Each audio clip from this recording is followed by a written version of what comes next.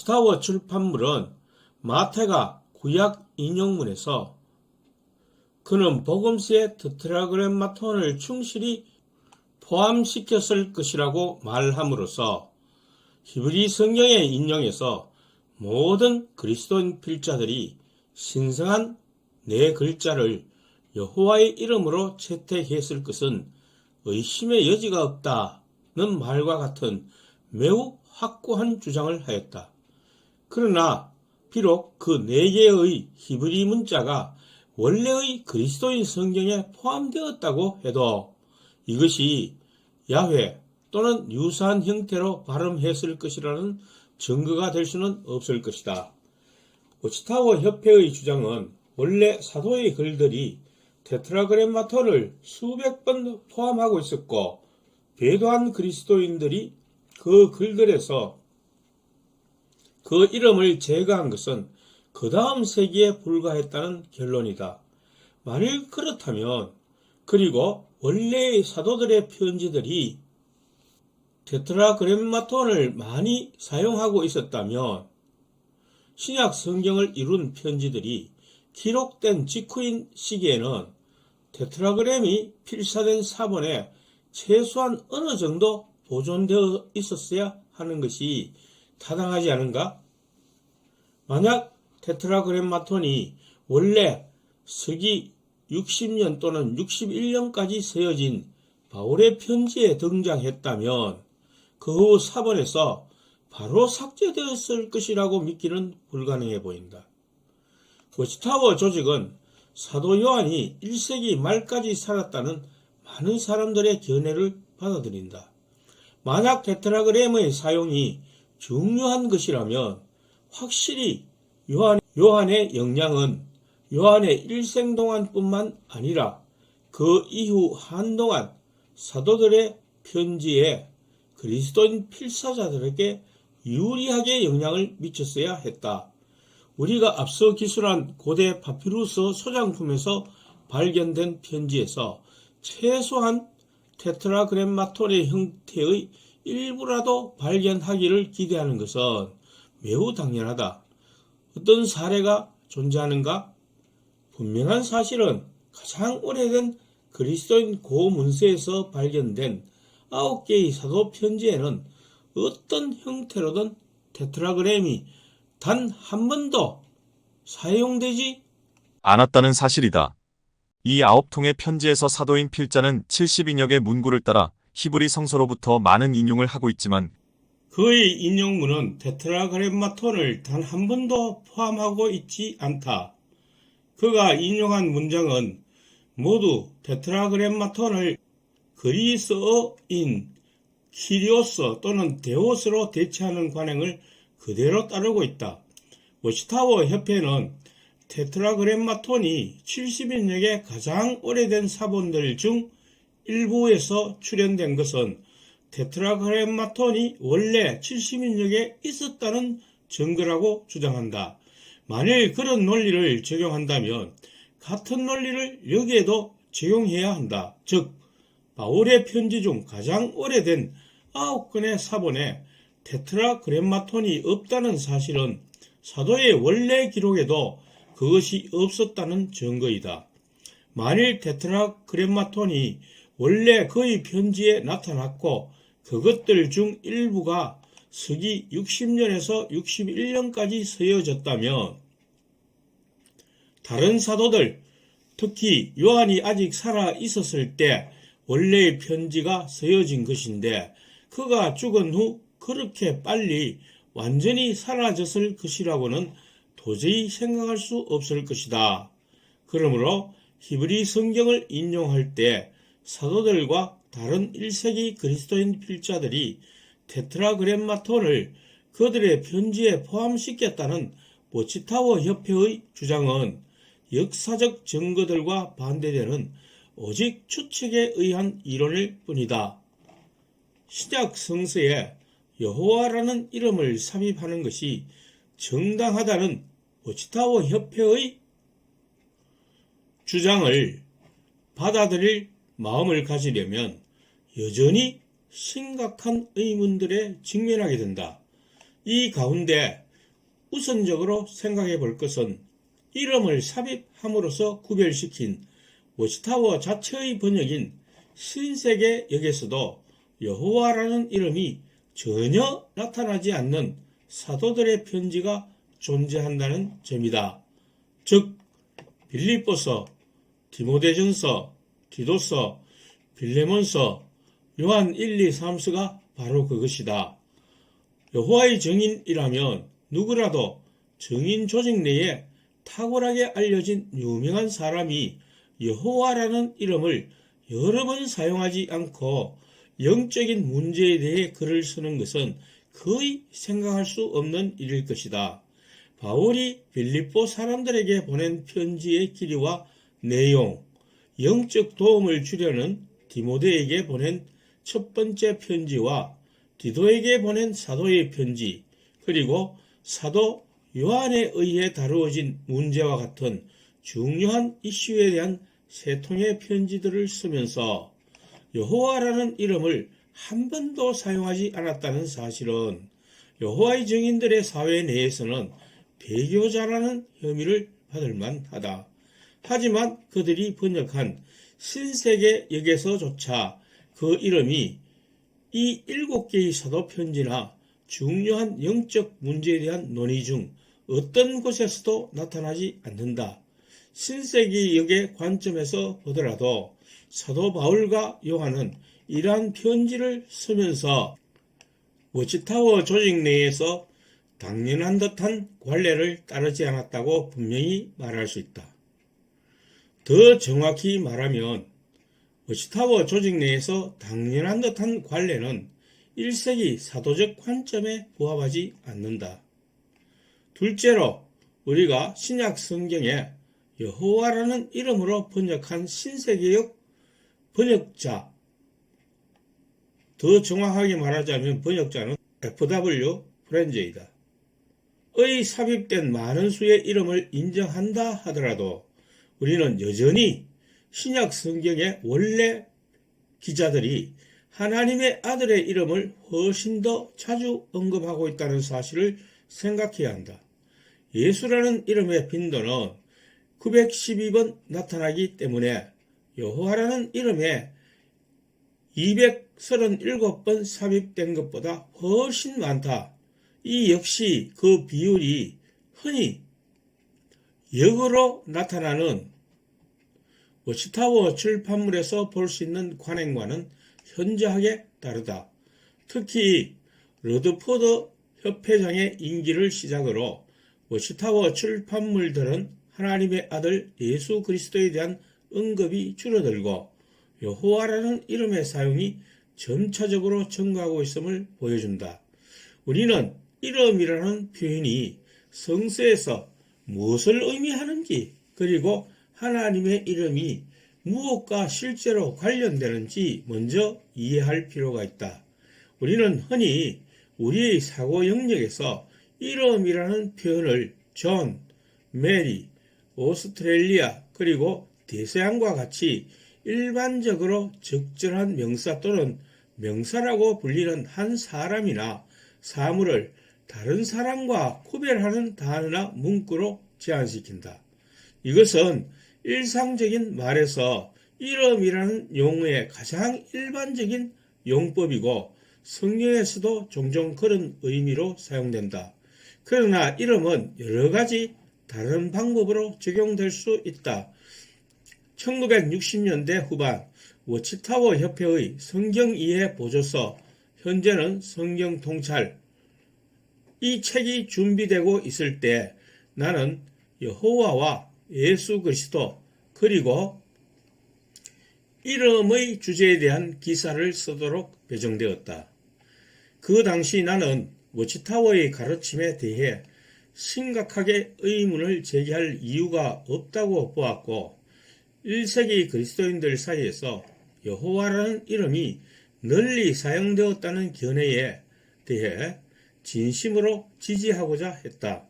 당시의 그러한 이해는 성경 본문에 대한 나의 견해가 얼마나 협소하게 제한되었는지를 깨닫게 되었고 결국 성경 내용에 대한 조직의 적용이 정당화될 수 없다는 점을 인식하게 되었다.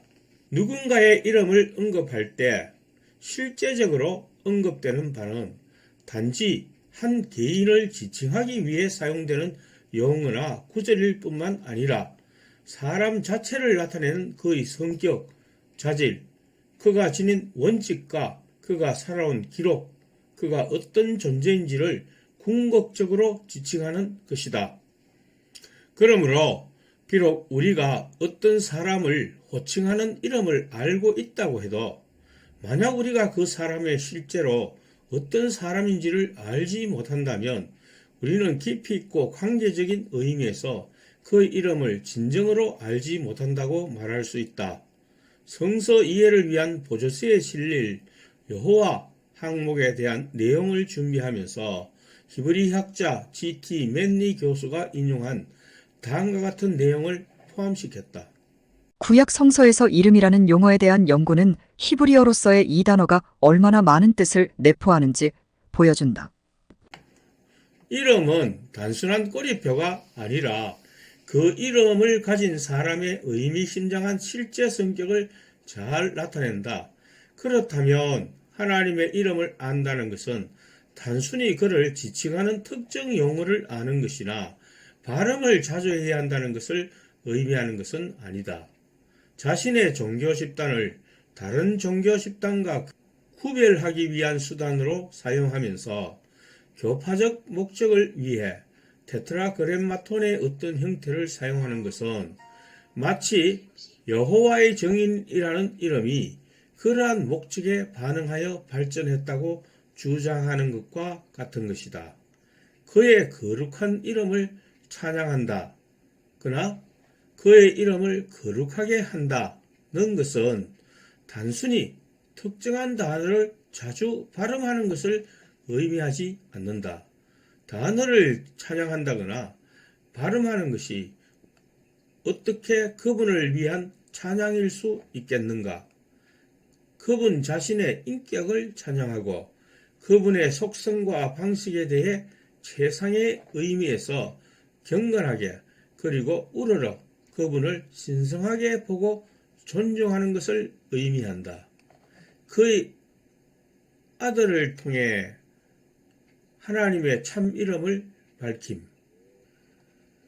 우리가 인간으로서 우리의 개인적인 이름을 다른 사람들에게 알렸을 때 더 이상 익명이 아니라는 점에서 어느 정도까지는 그들에게 우리 자신을 알린 셈이다.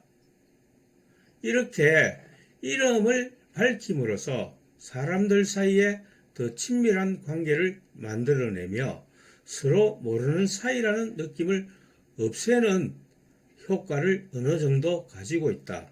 그러나 살펴본 바와 같이 그러한 사람들이 우리의 신분이 무엇이고 무엇을 좋아하며 어떤 자질의 사람인지 그리고 우리가 과거에 무엇을 했고 현재는 무엇을 하고 있는지를 알게 될 때 비로소 더 중요한 의미에서 우리의 이름을 알게 된다.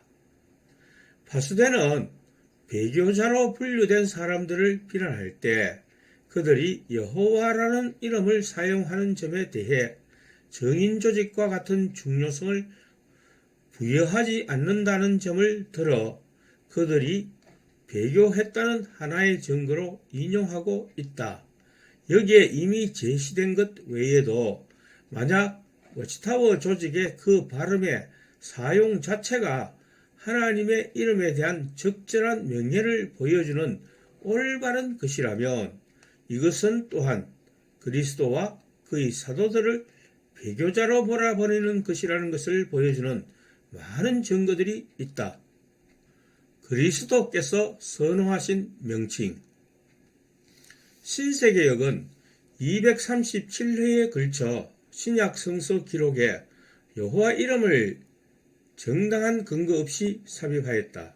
그러나 하나님을 아버지라고 언급하는 성구가 훨씬 더 두드러지게 자주 나타나는데 그분은 신약 성서에서 260여 차례에 걸쳐 아버지로 불려지기 때문이다.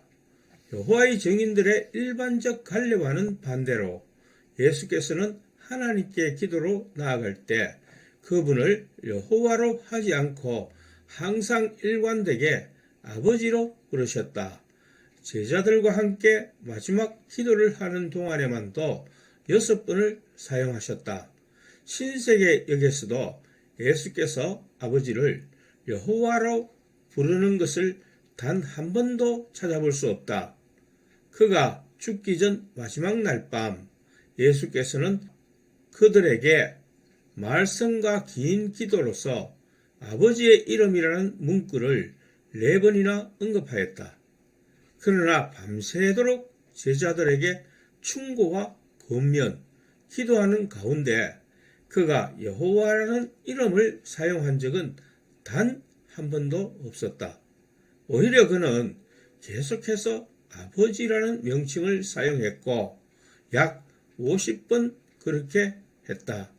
이튿날 돌아가실 때에 그는 여호와라는 이름을 부르짖지 않고 나의 하나님, 나의 하나님이라 외쳤으며 마지막 숨을 거두면서 아버지, 나의 영을 당신의 손에 맡깁니다. 라고 말하였다. 예수께서 제자들에게 기도하라고 가르치실 때에 워치타워 조직에 의해 여호와의 증인 사이에서 발전된 관례를 따랐다면 그들에게 여호와 하나님께 기도를 올리거나 그 이름을 기도 어딘가에 포함시키도록 가르치셨을 것이다. 그러나 그렇게 가르친 것이 아니라 하늘에 계신 우리 아버지께 기도를 드리라고 가르쳤다. 가족 관계에서 우리는 아버지를 존, 리처드, 허먼 또는 그의 이름이 무엇이든 간에 보통 언급하거나 지칭하지 않는다. 그렇게 하는 것은 우리가 부모님과 누리는 관계를 결코 좋게 나타내지 않는다. 우리는 그를 아버지 또는 더 친밀하게 아빠라고 부른다. 아버지와의 관계에 있지 않는 사람들은 그런 용어를 사용할 수 없다. 그러므로 그리스도 예수를 통하여 하나님의 자녀가 된 사람들에 대해 사도는 이렇게 말한다. 이제 여러분은 아들이기 때문에 하나님께서 아들의 영을 우리의 마음에 보내시고 부르짖습니다. 아빠. 이것은 예수께서 단지 기도에서만 아버지라는 표현을 선택한 것이 아니기 때문에 이 사실은 그리스도 이전 시대의 여호와라는 이름의 강조에서 그리스도인들에게 하늘 아버지의 강조로 옮겨오는 부정할 수 없는 변화가 왜 왔는지를 설명하는 데 큰 역할을 한다. 복음서를 읽으면 분명히 알 수 있듯이 그는 제자들과의 모든 대화에서 일관되게 하나님을 그의 아버지라고 부른다. 문맥의 의미를 무시한 자의적 삽입. 이 문제의 가장 심각한 측면 중 하나는 4번에 주라고 쓰인 경우에 여호와의 이름을 자의적으로 많이 삽입함으로써 신세계역은 아버지와 아들의 관계로서 나타난 영광스러운 역할과 지위를 심각하게 손상시킨다는 점이다. 로마서 10장 1절에서 17절까지에 기록된 사도의 논점을 생각해 보자. 신세계역 13절에서는 그리스 원문이 주라는 단어를 사용한다는 사실을 무시하고 누구든지 여호와의 이름을 부르는 사람은 구원을 받을 것이다 라고 번역하였다. 문맥과 성경의 나머지 부분은 이 점에 대해서 어떤 점을 알려주는가? 바울은 자신이 인용한 진술의 앞뒤 모두에서 하나님의 목적과 뜻이 그의 아들 그리스도를 통해 구원이 이루어져야 한다는 것을 논하고 있다. 그 아들이 아버지의 이름으로 왔으므로 구원을 위하여 그 아들의 이름을 부르는 것은 동시에 그를 보낸 아버지의 이름을 부르는 것이다. 하나님이 그 아들을 통하여 자신을 드러내시고 그 아들을 본 사람은 사실상 아버지를 보았던 것이다. 이러한 증거 앞에서 오늘날 어떤 번역자라도 가장 오래된 사본의 증거를 무시하고 로마서 10장 13절의 사도의 진술에서 주를 여호와로 대체한 사실을 인정해야 할 이유가 도대체 무엇인가? 로마서 10장에서의 본문의 변경은 문맥이 그리스도에 대한 적용을 나타내거나 분명하게 허용하는 경우에 그러한 효과를 없애버린 유일한 예는 아니다. 신세계 역에 237개 여호와가 본문에 삽입된 것 중에서 그런 사례는 더 있을 것이다. 만일 우리가 그렇게 한다면 진정으로 하나님의 이름에 대한 존경을 표하고 하나님의 주권과 그분의 뜻에 복종하는 것인가? 아니면 오히려 그 권위를 넘어서 마음대로 일을 처리하면서도 그의 이름으로 그렇게 한다고 주장하는 월권적 자만심을 보이고 있는 것이다. 모든 성경적 증거, 특히 예수와 그의 사도들의 애를 고려하여 볼 때 여호와라는 이름의 발음과 글자에 초점을 맞추어 유난히 강조하는 것은 이름이 뜻하는 가장 중요한 의미에서 하나님의 이름을 알리고 거룩하게 한다는 주장의 타당성을 입증하지 못하는 것이다. 하나님께서 그 이름을 위할 백성을 모으시는 것은 영어의 의미보다 훨씬 더 깊은 뜻을 가지고 있으며 우리가 하나님의 이름을 거룩하게 하고 선포하는 사람들 가운데 있음을 증명하는 것이 단순히 야훼나 여호와 또는 그와 같은 용어의 반복적인 발음의 사용을 요구하는 것이 아님은 분명하다.